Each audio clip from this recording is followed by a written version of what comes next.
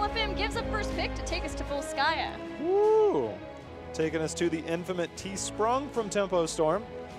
See if maybe LFM has a few tricks of their own, potentially. Volskaya, we've seen some unique strategies from multiple teams on this. LFM, when I talked to them this week, they didn't quite allude to any type of interesting strategies. Okay. Maybe they're just like, look, we don't trust you yet, J-How. You're still kind of new, so we're not going to give you much information. Or maybe they just, you know, they just feel like playing on a neutral area, have that single point control, see if they can make it to their advantage. Versus Space Station, they played a very straight up comp, but that was their first or second series of the entire HGC Part 1. So it's very possible that in that amount of time they've developed some sort of strategy here. But it was straight up, it was the Anubarak with the Stukov too. We had seen some teams try to use that, and it was to mixed success. But for LFM, they have a lot of synergy.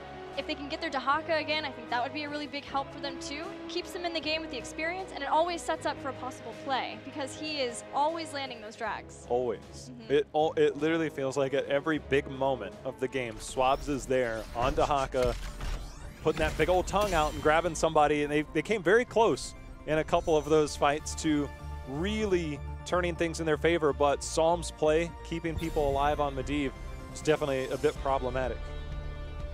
Volskaya, Foundry, Tempo Storm has shown us a few different things. Really, NA has shown us how flexible you can be on this map, but there's different ways of trying to get ahead, get a lead. We've seen some Zeratul play, Cho'gall, Junkrat play too.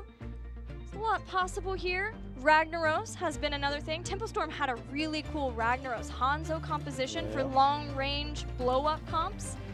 So there's a lot that's possible here. Let's wait and see what the bands start with. Will Kerrigan be the ban again? The Ragnaros, you know, going into that, between the Alexstrasza and Ragnaros, they just give so much. For both of them combined, I mean, is there a better combo when it comes to shrine control on that map? The Alexstrasza Ragnaros? Yeah. Yeah, it really feels like it's the cream of the crop. Uther ban? That is pretty curious. So we've had Uther. So it's been Malfurion and Uther. Maybe daring LFM to potentially go into Malfurion before the second ban phase. Because if you take Uther and Malfurion out of the equation, you're left with Rhaegar, who can be very susceptible to a dive-style composition. And then you fall into a realm of, he played Lucio earlier, and then Stukov. Those are the only other two supports that the Aware has played. So. And an ETC ban from LFM, keeping with tradition for them in the last two games. Tyrael's up. Do we go back to that for Tempo Storm? If you're willing to let Hanzo go through. NG.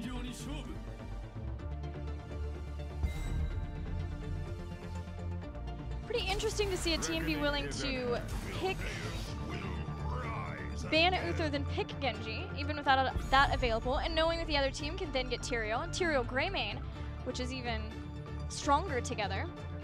It does seem like Draded on Greymane feels pretty strong right now. He does. Yeah, that double kill as he was going down was a great play. He actually averages 2 kills per game for this team, which is 10th in North America. And given, you know, their early hurdles that they had to get over, you know, that's actually pretty standout, and it's been on a constant climb for them. The thing that is most impressive about it is that he only dies 1.1 time a game, which is also in the top 10, which puts him at a very favorable KD of 1.9. It's not exact 2.0, 1 point, it's just rounding, right? But it's a very favorable 1.9 KD for him, which is a very strong number here in North America and actually throughout the world. When you get down, when we were talking about numbers earlier for Tempo Storm sitting at that close to 2 in terms of KD, when it comes to numbers like that and close to 10 kills per game as a team, that's actually substantially high when you look at the history of HGC, the history of competitive heroes, is that when you're in those numbers, you're actually putting yourself in the top 5 historically on what tends to be the top 5, top 6, top 8 teams that normally make it to the large international events. So Tempo Storm's numbers coming into the series, Gilly, have actually been historically high when it comes to their KD and their kills per game at this point of the season, and it's only going to go up from here because they've played really strong. So when we look at those numbers in particular, they've actually shown, despite their loss, they are the most dominant team here in North America by far. Yeah, when we look at their stats from the past, like from last year, it's a lot more like what we would see from right now with Team Freedom. Very low deaths, really low deaths, very good there. But they're doing that, but adding on a lot more kills per game than Team Freedom. So having the lethality while still maintaining and making sure that they're playing cleanly. And yeah, we've seen some picks, some things that they can improve on, but you see where they're going with that. Their KD ratio actually is 3rd in the world behind Dignitas and Tempest. Did you see Poik's KD? I know we got to get back to this, but Poik's KD is the #1. It was #1 going into this weekend. He was 9. Yeah, I think he broke the video game. Yeah. Yeah, the next highest is Snitch at 4.9. So, like, Poik, what are you doing? What do you do? Teach us some tricks. All right, let's get back in this game. We've got an Abathur ban, a new Barak 2, LFM back to the... Oh, whoa! my. Whoa! That's not T-Sprung. Oh. Okay, so just so you're aware, okay, this is nothing new for members on LFM. You go back to Open Division. In early part of last year, T was a part of a composition that would run a Cho'gall. This is not new.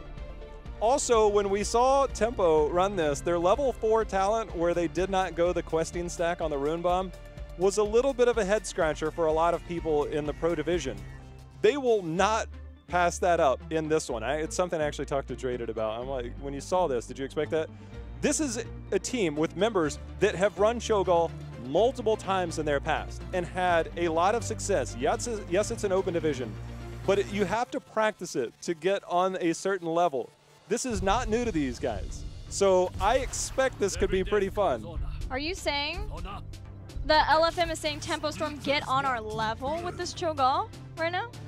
It could be, but Stitch is going to say get in my belly. Yeah, so you see the Anubarak ban, that's obvious. Tempo Storm had to play their Cho'gall into Anubarak. The Cocoon was really good, and then the follow-up stuns to lock down Cho'gall for a long time while they had things like 7-sided strike. That's very good. Tempo Storm didn't go into Tychus. They're still going to go into Hanzo. He has Giant Slayer as a means of trying to bring down that really beefy health bar. They have Malthael too. Malthael's percent damage kind of slower. It ticks through. Genji's going to have a hard time trying to get a reset off of the Cho'gall, but there's a Greymane too, and I liked the Greymane steal away because of the Cursed Bullets. Fun fact. Okay. Stitches has a higher health pool than Cho'gall. What? I don't know what is going on anymore. Let's go. I don't know what to say with that. That is not what I was expecting. No. Are you ready for adventure? Trick question. We're all ready for adventure. It's the first Lili of all HGC. So going back to the same thing that, yes? I'm pretty sure the first it doesn't show up on there. The first Lili. So the way this could potentially work, Lili was reworked. You have the Serpent Dragon that you can put onto Cho'gall. Callous Tide at level 1 gives you that extra healing when you have the trait. So Cho and Gall, only one of them can have the trait. And if you have that with Cho, you can use that Serpent Dragon to get more healing, which it's slightly reworked. Lili also has a 45-second cleanse, which is shorter than the traditional one, ever since her rework. I don't know if this is the spot where I expected it, but let's find out. It also combos with fast feet. And it had a really short range to kind of compensate, but it was also increased. The range was increased. She's received actually a few buffs since the support nerfs went in, so let's see. T was always the Gall, by the way, when it came to... Oh, you know what it is? It's T.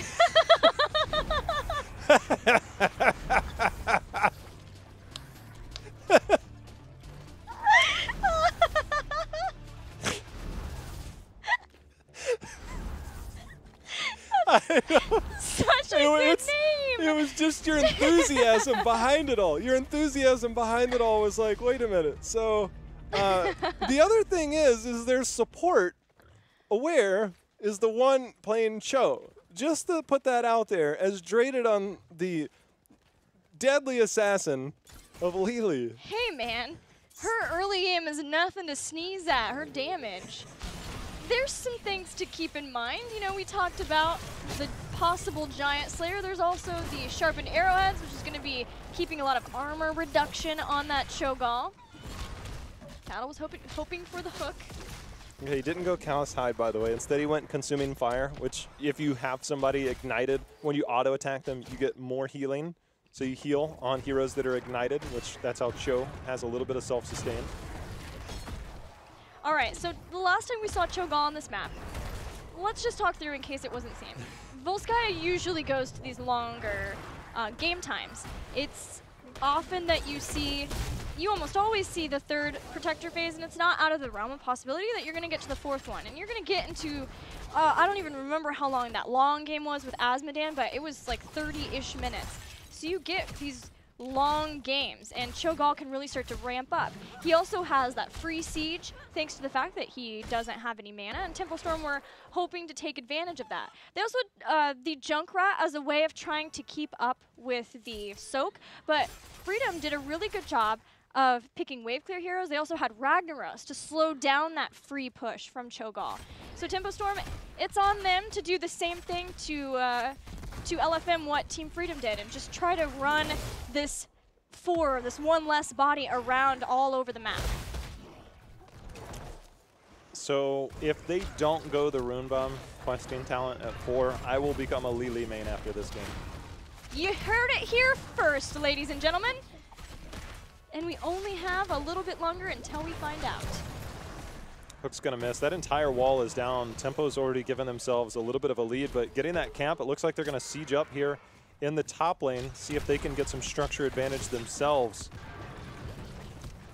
Okay. Well, the world is good again. Bombs away is the talent pick. That is an infinite questing talent. After you detonate, so you throw the bomb out and you detonate the Rune Bomb onto a hero. And it stacks multiple times if you get multiple ones. After you get 20 of them, it increases the speed and the range of that bomb. It is an infinite questing talent. Every time you hit somebody, its damage is increased by 5. And Cho, on the other end, picks the level 4 talent of rollback, which means that it normally just goes out. But when you pair that with this level 4 talent, you have 2 opportunities because it will roll back to the position of the body of Cho. So if you throw it out one way, you'll see teams that will utilize that. Experienced Cho'gall teams, this is going a little bit crazy, but they will move their position. They'll use the shove from Cho on Gall to move that into position to get that Rune Bomb value. You will see miniature plays like that happen. Plays being happening. Cattle gets a hook on Drada. The boop was there from June. They just about get the kill, but he makes it back out, using that fast feet to full effect. I'm wondering if we see any adjustment from the Malthael build to compensate. There is mortality that you can get at 7, which gives you that Wraith Strike percent-based damage, as more of the percent-based damage to chunk through that Cho'gall. Or Touch of Death, you know, if you want to use that as the Jug of 1,000 Cups comes out. If that's going to be the choice for heroic ability for Lili, I honestly have no clue. You already have Sanctification, maybe it's just going to be a Water Dragon. But there's some things to keep in mind. Let's see what Glaurung ends up picking up there. It is going to be Mortality. You can see already T is making those moves to try and get the rollback value. It's just going to infinitely throw out, continue to get stacks, up to 5 stacks. Again, Cho'gall is a late game composition. 13 and 16, you get the silence at 16, and at 13, you get the cooldown reduction based on how many enemies you hit, not heroes. So if there's a lot of minions, you can infinitely throw this out back to back to back to back. It's just making it to the late game as a Cho'gall comp. That's why Volskaya is the favored battleground to run this style. And that's why Tempo Storm, they had a little bit of time. They had a couple of picks left to do what they needed, to get what they needed, to make sure that they could not allow that Cho'gall to scale up in power. They have gotten onto this point. They're starting to channel that while still making sure that they're keeping a good balance of soaking out the lanes, keeping Fan here in the bottom, and Malthael has been rotating back and forth. And there's the first Triglav Protector picked up by Stitches. This does make for an easy target if you are trying to get Cho'gall to defend that. Cho'gall just getting that middle wave down. Figgy defending here by himself. See if Cho'gall and team can make it in and get some more stacks. What do you think about the choice of bottom lane to siege here? Do you feel like it hints to future protectors, like maybe the third, if they feel like they're going to be in the lead there? Try to get this down and then use it immediately to get a keep? I mean, it feels like that it just kind of softens it up. You know, they've already gotten a little bit You can use the camp in the top lane, and it's a little bit easier as they've already opened up mid. I kind of expected them to maybe push in mid to try and get 10, but they're making a lot happen here in the bot lane. This will get them 10 here in a minute. That they are. The Sport almost about to go down as the charges, the Surging Fist, the charge for the Tree Block Protector. And as the fort falls, 10 here for Tempo Storm. Gorge is the Stitches grab. Everything else, yeah, I wondered. I wondered if we're gonna have Last Rites. This is not the new changed Malthael, but we're still gonna have the Mortality to have that 4% max health damage with Wraith Strike every time, and then Last Rites, J-How. Yeah, Last Rites, again, it hasn't changed, but it does do a percentage of the damage. And when you talk about high health pulls, you can get that down and then try and execute with Genji, execute with Hanzo. If you can get the kill off of it, get the questing part, but getting 2 kills out of that is Last Rites value. Even if you don't get the initial kill and you don't get that stack, it's still very much beneficial if you can use that to at least confirm the kill after it goes through with the rest of the team. Because 2 kills for 1 heroic, pretty substantial. Absolutely. And 50% of their missing health, that's going to be able to do a lot to catch up through that really beefy health bar of Cho'gall. We've got a Hammer of Twilight, Shadow Bolt Volley. Last time, I think it was Hammer Twisting Nether. Shadow Bolt Volley is super strong, especially at 20, if that's the choice of heroic ability. 20 is very strong for a Cho'gall. There's a lot of different options there. It is Jug of 1,000 Cups, too, for the healing. Yeah, definitely keep them alive. We are sitting at 12 stacks on that Rune Bomb. Once it gets to 20, you will see it move a lot faster and a lot further. And again, post-level 13 and 16 becomes far, far stronger. Yeah, and it helps it, makes it easier to get those stacks because of the increased speed and range. So that can really start to exponentially grow for LFM. But Tempo Storm in the meantime, sieging down yet another fort, using that time in the mid. LFM ready to get to the engagement. Psalm is low. Shadow Bolt Volley takes him out as the Soundberry was hoping to save him. Hook in the Gorge. This is Lili inside. Yeah, that's going to be a deadly thing. Trade-off there. One sad panda for one angry Hanzo, I guess. Hanzo seems pretty, he seems pretty angry. Yeah, there you go. 13 on board for Tempo Storm, especially if they can try to take down that final fort in the mid. The LFM, no matter how far they get behind, they always have a way to come back. This time, they have much, I would say, a higher probability when it comes to the Cho'gall because of the 13-16. It's just, it's getting there. And there's only been 1 fort taken down. This one's probably soon to fall. But for what it's worth, Tempo hasn't been able to really bust this game open with only 1 kill so far.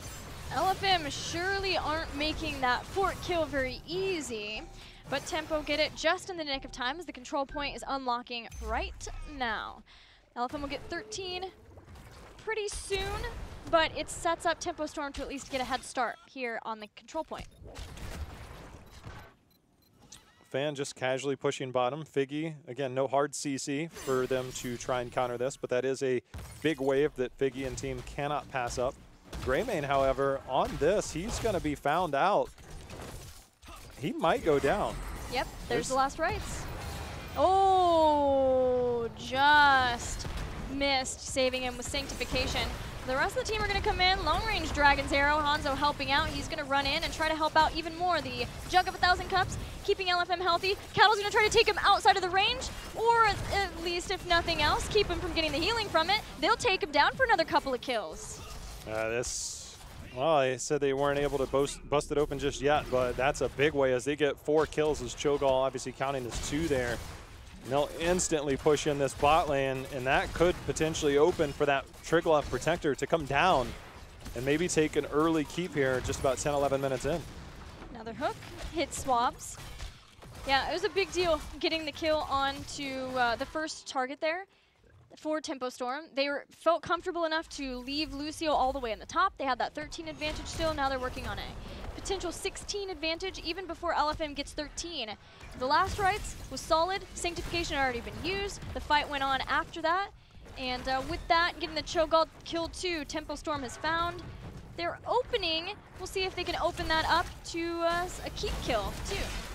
Well, they have Cho'gall here trying to do the damage. They did hit the 20. Again, 2-second cooldown on heroes, 1 second on minions. So they do have it, and that rune bomb is just going out over and over again. But this keep is about halfway down. They're trying to hold on. Jugs are out. They're trying to put the pressure onto Tempo. June's taking a ton of damage. Biggie's just chasing him down. Along with that, sound barriers used. The keep still stands. It's about a quarter of a health left. Tempo Storm hanging around. They have that 16, but it's been quite difficult to siege up against that Cho'gall now. The Cho'gall sitting at 26 stacks, and it's going out. Cooldown reduction, and then every time it hits that hero, remember, it is an infinite stacking quest. They are finding ways to hit multiple people all the time. As this goes on, it's only going to become more painful to try and hold, but that's one way to deal with it. Sanctification is available. Speed him out through the conveyor belt too. Dragon's Arrow stuns and locks him down. They've got the shield, they've got the Sanctification, and they have the livingness for the moment as the Dragon Blade starts to go down. 2 more kills, the hook. Team wipe for Tempo Storm with that Dragon Blade. Marching right on to the keep and likely more. They're going to push directly into the core. 20 seconds. They don't have a great sieging composition. Genji, Hanzo, Malthael, not the best, but with 5 full members, the shield has fallen, and it looks like Tempo Storm might have cracked the Cho'gall code after all by not playing it.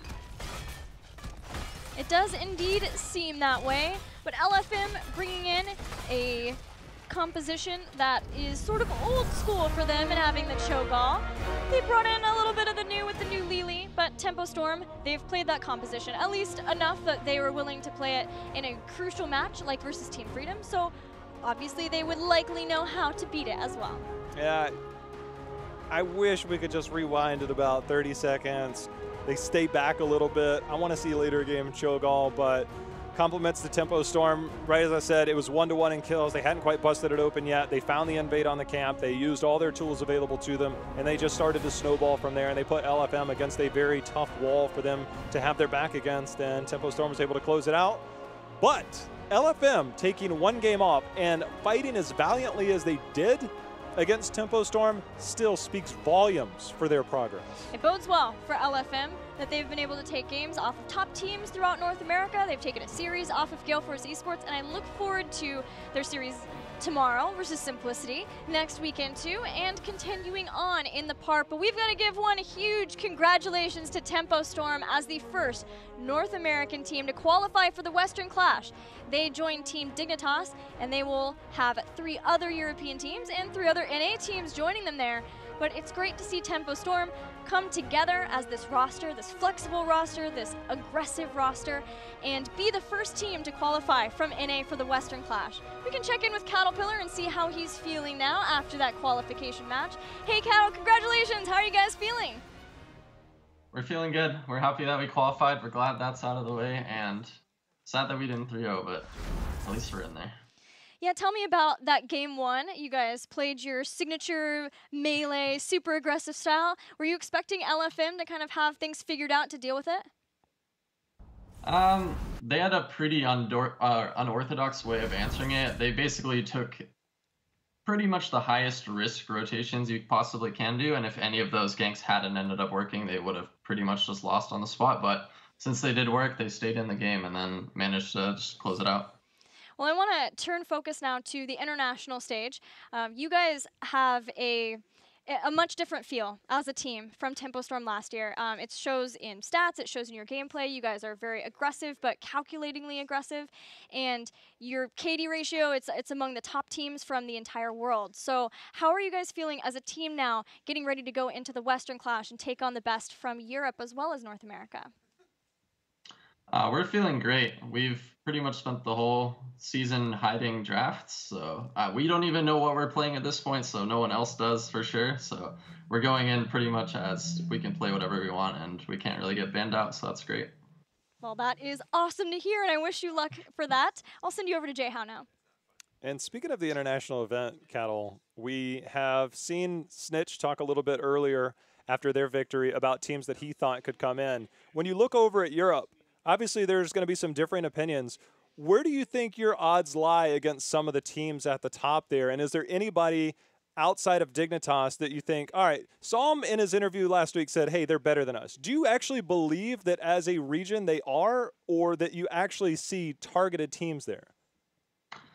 I think Dig's the best by far. It's pretty clear. They're just playing really, really clean right now. But other than that, I think anyone can take games off anyone, and I think that got shown at last BlizzCon too, that us and EU are a lot closer together. So I think in that sense that we can definitely prove that we can be among the top in EU. Switching things back here to North America, LFM obviously took game number 1, but they actually put up a pretty tough fight in games 2 and 3 to really kind of make things troublesome for you guys. What do you see from LFM in their progress and for them to actually give you guys a bit of a challenge today? I think it's great that they're progressing. They're doing a lot better than I thought they would initially. They're improving faster than I thought, so that's really great to see for the NA scene that they're challenging most of the top teams. So yeah, it's promising for the future, so I'm proud of them. All right, obviously they busted out the counter to T-Sprung. Who's better, T or T-Sprung? When Malthiel's in the game, it's just not really doable, so we weren't really scared of it. We thought they might do it just because they like Cho'gall, but yeah, against Malthiel, it's so hard. It was definitely fun to watch nonetheless. Congratulations on making it to Katowice, man. Look forward to seeing you guys there. Thank you. Cattle, last question for you before I give you time for shoutouts. We've seen a lot of upsets happen through North America, a lot of teams showing a ton of improvement too. Who do you think is going to be joining you at the Western Clash? Is it who we see up at the top? Do you think there's any room for any further upsets? I mean, at this point, I'm willing to say there's always room for upsets. I can't even really predict it. If I had to choose someone, I would say it stays how it is right now with Freedom, Roll20, and Heroes Hearth joining us, but who knows? Yeah, there's going to be a lot riding on that final match between Heroes Hearth and Gale Force for this weekend. Well, congrats again, and I look forward to seeing you guys play at the Western Clash. The floor is yours for shoutouts. Well, as always, huge thanks to Tempo Storm. Huge thanks to all of our fans. Thank you for supporting us. Thanks for being here. Thanks for spamming Psalm's stupid 5-digit club emotes in chat. And then, yeah, shout out to all our sponsors, Red Bull, NVIDIA, Secret Lab, Skytech, Twitch, Playvig, and Felix Gray. And check out all of our channels on Twitch. We all stream at PsalmHots, JuneHots _ SC2 Fan TV, Caterpillar, and Glaurung TV. And yeah. Awesome. Thanks for cheering us on. Thank you. Congrats again. Yeah, thank you. Well, there we have it, the first NA team to qualify. I thought there would be, there's still a chance, obviously. There's a big chance for Freedom and Team 12, but we're still waiting on some other contingencies, but there may still be a possibility that they qualify even as soon as this weekend. Yeah, I think people qualifying this weekend, but I think the cool thing is that we could potentially be going into next weekend with big implications and going to international events. When you look at teams like Heroes Hearth, when you look at teams like Gale Force, it all means something different, but it all just means going to those international events. That's what you play for. There's still multiple teams in contention for that. So the level that we're going to see from 2 to 6, 2 to 7 going into the next few days to see how that plays out is pretty exciting for North America, I'd say. Well, before we look at the standing, let's check out where Tempo Storm have been and how they got to the Western Clash. A lot of W's there. They are the first qualified team for NA for our Western Clash. The first one, which will be at IM Katowice. Only one loss to Team Freedom, and that was a super close series, 3-2 in favor of Team Freedom. They have one series left. It's versus Gale Force Esports. We have yet to see GFE play this weekend. They'll be playing it tomorrow, and that match is huge now. It is huge, Gale Force versus Heroes Hearth, for more than just the story, but there is the Crowan story. There's the Crowan factor, JL. The Crowan factor replaced on Gale Force. That's what kind of was the whole catalyst behind Heroes Hearth. McIntyre was removed from his team. He played against Simplicity, some of his ex-teammates, yesterday, or before, and now we're going to get Crowan going up against Gale Force, proving that Crowan was not the problem, or at least hoping to prove. And so far this season, Crowan has done more than enough to restake his claim as one of the best players in North America, especially at that ranged role. So that is a major matchup for tomorrow. Yeah, we talked about facing old demons, and for Arthalon and McIntyre, they got that win over Simplicity. We know that Crowan would love to get that win over Gale Force. Let's look at tomorrow's schedule now and what you can expect in Europe. as well as NA. And I have to say, tonight, qualifier for Taiwan in the Eastern Clash, as well as, you don't want to miss this, Ballistics versus Tempest. It's going to be another amazing series in HGC Korea. In Europe, Zealots versus the Leftovers. Zealots need to keep their hopes alive with a win there. Tricked Esports, same thing, versus Diamond Skin. And over in NA, we've got LFM going up against Simplicity. And then finally, Gale Force Esports versus Heroes Hearth. So as we're looking at that, 2-3 versus the 3-2. So here's how it works. At this point, if Heroes Hearth wins that series, I'm pretty sure, pretty confident saying this, Heroes Hearth, Freedom, and Team 12 qualify. So their fates are kind of bound to Heroes Hearth to win that series, and that would set everyone else up. If Gale Force gets that win tomorrow, it is not that clear. Then we start going into next weekend, and that's where things come down to the wire. That's, you know, as a fan, you kind of root for either. I mean, I know there's a lot of Heroes Hearth fans out there. I know there's a lot of Gale Force fans out there. Probably two of the most vocal fan bases that we have here in North America. So I look forward to seeing the way everybody responds tomorrow for that one. And then LFM and Simplicity. Yeah, they're at the bottom, but both those teams have a lot of potential to move up and climb up. And getting that second win of the season could be big for them as well. So, you know, there's a lot for both series tomorrow in terms of looking forward to, on the nightcap for Sunday. Oh yeah, there's a whole lot of good series happening in every single region, so don't miss it. That's it for us tonight here at the Heroes Global Championship. We'll see you tomorrow.